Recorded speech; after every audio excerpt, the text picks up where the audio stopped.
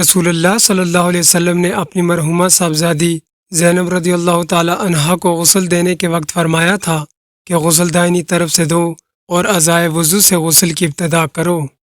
صحیح بخاری حدیث نمبر 167۔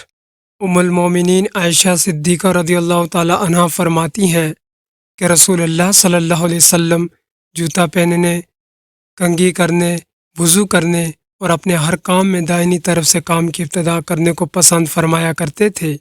صحیح بخاری حدیث نمبر 168۔ انس بن مالک رضی اللہ تعالیٰ عنہ فرماتے ہیں کہ میں نے رسول اللہ صلی اللہ علیہ وسلم کو دیکھا کہ نماز عصر کا وقت آ گیا۔ لوگوں نے پانی تلاش کیا، جب انہیں پانی نہ ملا تو رسول اللہ صلی اللہ علیہ وسلم کے پاس ایک برتن میں وضو کے لیے پانی لایا گیا۔ رسول اللہ صلی اللہ علیہ وسلم نے اس میں اپنا ہاتھ ڈال دیا اور لوگوں کو حکم دیا کہ اسی برتن سے وضو کریں۔ انس رضی اللہ تعالیٰ عنہ کہتے ہیں کہ میں نے دیکھا آپ کی انگلیوں کے نیچے سے پانی چشمے کی طرح ابھر رہا تھا، یہاں تک کہ قافلے کے آخری آدمی نے بھی وضو کر لیا۔ صحیح بخاری حدیث نمبر 169۔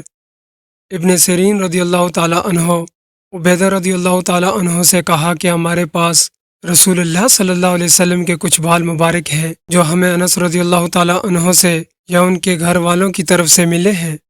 یہ سن کر عبیدہ نے کہا، اگر میرے پاس ان بالوں میں سے ایک بال بھی ہو تو وہ میرے لیے ساری دنیا اور اس کی ہر چیز سے زیادہ عزیز ہے۔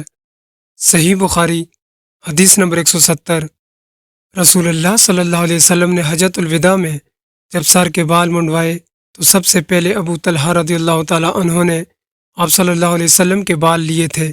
صحیح بخاری حدیث نمبر 171۔ حضرت ابو ہریرہ رضی اللہ تعالیٰ عنہ روایت کرتے ہیں کہ رسول اللہ صلی اللہ علیہ وسلم نے فرمایا کہ جب کتا تم میں سے کسی کے برتن میں سے کچھ پی لے تو اس کو 7 مرتبہ دھو لو تو پاک ہو جائے گا۔ صحیح بخاری حدیث نمبر 172۔ آپ صلی اللہ علیہ وسلم نے فرمایا کہ ایک شخص نے ایک کتے کو دیکھا جو پیاس کی وجہ سے گیلی مٹی کھا رہا تھا، تو اس شخص نے اپنا موزہ لیا اور اس سے پانی بھر کر پلانے لگا حتیٰ کہ اس کو خوب سیراب کر دیا۔ اللہ نے اس شخص کے اس کام کی قدر کی اور اسے جنت میں داخل کر دیا۔ صحیح بخاری حدیث نمبر 173۔ رسول اللہ صلی اللہ علیہ وسلم کے زمانے میں کتے مسجد میں آتے جاتے تھے، لیکن لوگ ان جگہوں پر پانی نہیں چھڑکتے تھے۔